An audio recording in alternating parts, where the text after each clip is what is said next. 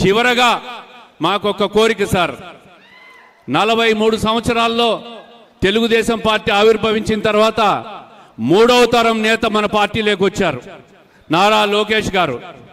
మరి పార్టీకి భవిష్యత్తులో యువతకు ఒక భరోసా ఇవ్వాలన్నా, పార్టీకి భరోసా ఇవ్వాలన్నా నారా లోకేష్ గారిని డిప్యూటీ సీఎంగా ప్రమోట్ చేయాలని చెప్పి మేమందరం కూడా కోరుకుంటున్నాం సార్. దీనివల్ల పార్టీకి బ్రహ్మాండమైన భవిష్యత్తు ఉంటుంది. అన్ని రకాలుగా యువతను ప్రోత్సహించే విధంగా ఆయన ఈరోజు ఐటీ రంగానికి కానీ, పారిశ్రామిక రంగానికి కానీ, అనేక సంస్థలు రాష్ట్రానికి తీసుకొచ్చే దాంట్లో కానీ ఆయన చేస్తున్న కృషిని ప్రజలందరూ గమనిస్తున్నాం. ఆయనను మరింత ఎలివేట్ చేసి పార్టీకి ఉజ్వల భవిష్యత్తు ఇచ్చే విధంగా తమరు చేస్తారని ఆశిస్తూ, తప్పుగా మాట్లాడింటే మన్నించవలసిందిగా కోరుకుంటూ తమరు ప్రసంగించవలసిందిగా కోరుకుంటున్నాం సార్. ధన్యవాదాలు.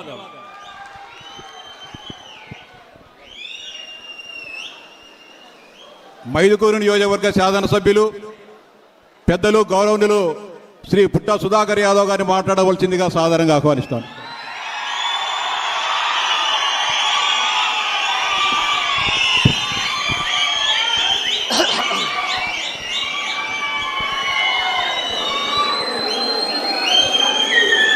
ఈరోజు మన మైదుకూరులో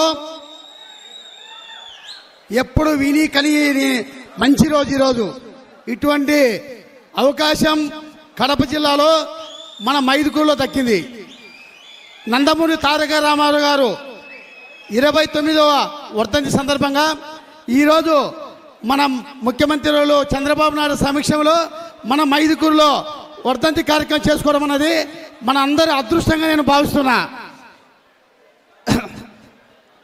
నందమూరి తారక రామారావు గారు పెట్టినటువంటి పార్టీలో మనమందరం ఎంతో క్రమశిక్షణగా ఈరోజు ఉండము. అదే రకంగా మన రాష్ట్రం కాదు, మన నియోజకవర్గము ఇంతకుముందు ఎన్టీ రామారావు పార్టీ పెట్టక ముందు మనకు నీళ్లు దొరికేటి కాదు, మనకి ఎంతో సమస్య ఉండేది.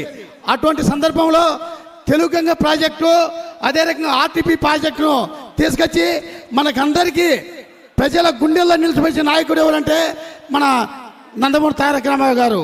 అదే రకంగా రాజకీయంలో మనమందరం ఈరోజు ఈ స్టేజ్కి రావాలంటే మనందరికీ నాయకుడు మన ఎన్టీ రామారావు గారు. కాబట్టి ఎన్టీఆర్కి జోహర్ ఎన్టీఆర్ అని చెప్పి తెలియజేసుకుంటున్నా. అదే రకంగా మన మైదుకూరికి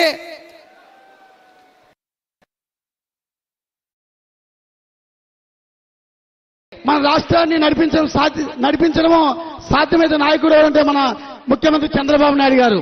మన ముఖ్యమంత్రి చంద్రబాబు నాయుడు గారిని ఎన్నో ఆశలతో మనమందరము ఈరోజు కడప జిల్లాలో 7 సీట్లకు 5 ఎమ్మెల్యేలను గెలిపించారు. మీరందరూ ఈ గవర్నమెంట్ వచ్చిన తర్వాత ఉచిత ఇసుక ఇవ్వడంతో భవన కార్మికులందరూ ఎంతో సంతోషంగా ఉండరు. అదే రకంగా 3 గ్యాస్ సిలిండర్లు ఇచ్చారు, దానివల్ల అందరూ సంతోషంగా ఉండరు. అదే క్వాలిటీ మద్యం తగ్గించి, రేట్ తగ్గించి మంచి క్వాలిటీ మద్యం ఇచ్చిన దానివల్ల మహిళలు అందరు సంతోషంగా ఉన్నారని చెప్పి తెలియజేసుకుంటున్నా. ఇవన్నీ కాకుండా మన నియోజకవర్గంలో ఈరోజు మన నాయకుడు వచ్చిన తర్వాత మనం అందరం ఎంతో కలలు కంటాం, ఎన్నో ఆశలు ఉన్నాయి మన నియోజకవర్గానికి. ముఖ్యంగా మన ముఖ్యమంత్రి చంద్రబాబు నాయుడు గారు మన నియోజకవర్గం వచ్చిన తర్వాత మన నియోజకవర్గంలో ఎన్నో సమస్యలు ఉన్నాయి, దానిని పరిష్కరిస్తారని చెప్పి మన నియోజకవర్గ ప్రజలందరూ ఎదురు చూస్తున్నారు. దానిలో ముఖ్యంగా రాజోలి ఆనకట్ట.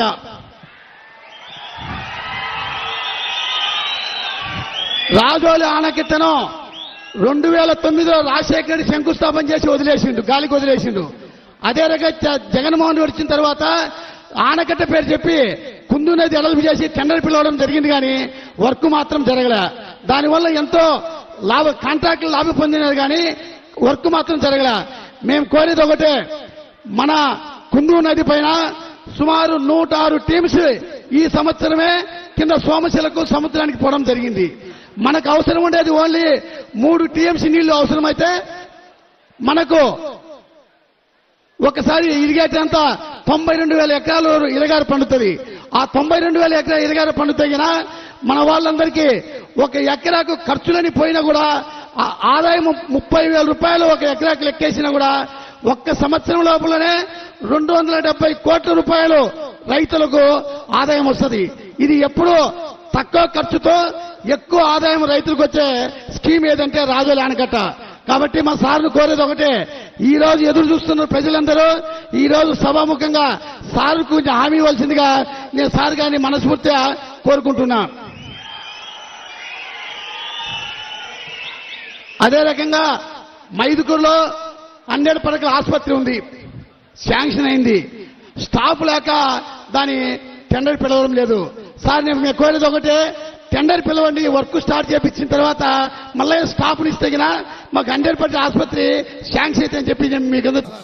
అదే రకంగా మైదుకూరులో కొత్తగా వచ్చినట్టు మున్సిపాలిటీది, దీనికి డ్రైనేజ్ లేదు, చాలా కష్టంగా ఉంది. రోడ్లు చాలా సమస్య ఉన్నాయి. మినిమం డ్రైనేజీకి ఒక 50 కోట్లు, రోడ్లకు ఒక 50 కోట్లుగా ఇవ్వాల్సిందిగా అనౌన్స్మెంట్ చేయవలసిందిగా మిమ్మల్ని మేము కోరుకుంటున్నాం సార్. అదే రకంగా ఉర్దూ కాలేజ్ ఉంది, ఉర్దూ కాలేజీ మన హయాంలో 2014-2019 శాంక్షన్ చేశాం. అయినా కూడా దానికి బడి స్కూల్ లేదు సార్. స్కూల్ శాంక్షన్ అయింది కానీ దానికి బిల్డింగ్ లేదు. ఆ బిల్డింగ్ ఒకటి శాంక్షన్ చేయాల్సిందిగా నేను సార్ మనస్ఫూర్తిగా కోరుకుంటున్నా. అదే రకంగా మైదుకూరులో మున్సిపాలిటీలో ఎంతో ఈ మన మైదుకూరు సుమారు 55,000 మంది జనాభా ఉండరు సార్. ఈ జనాభాలో ఉన్నటువంటి స్టాఫ్ మాత్రం చూస్తే సుమారు 45-50 మంది ఉండరు. దానికి మినిమం ఒక 100 మంది స్టాఫ్ రిక్రూట్మెంట్ చేయాల్సిందిగా మేము మిమ్మల్ని కోరుకుంటున్నాం సార్. అదే రకంగా పాలిటెక్నిక్ కాలేజ్ ఉంది సార్. ఇక్కడ పాలిటెక్నిక్ కాలేజ్ ఉంది కానీ అదే రకంగా బిల్డింగ్ లేదు. బిల్డింగ్ ఒకటి శాంక్షన్ చేయాల్సిందిగా మేము కోరుకుంటున్నాం సార్ మిమ్మల్ని. అదే రకంగా మార్కెట్ యార్డ్ నందు ఒక కోల్డ్ స్టోరేజ్ కావాలి సార్. ఇక్కడ కేపీ ఉల్లి ఎక్కువ పంట పండుతాయి, విదేశానికి కూడా పోయేటటువంటి పరిస్థితి ఇక్కడ ఉంది సార్. దానికి ఒక కోల్డ్ స్టోరేజ్ శాంక్షన్ చేయాల్సిందిగా మిమ్మల్ని కోరుకుంటున్నాం సార్.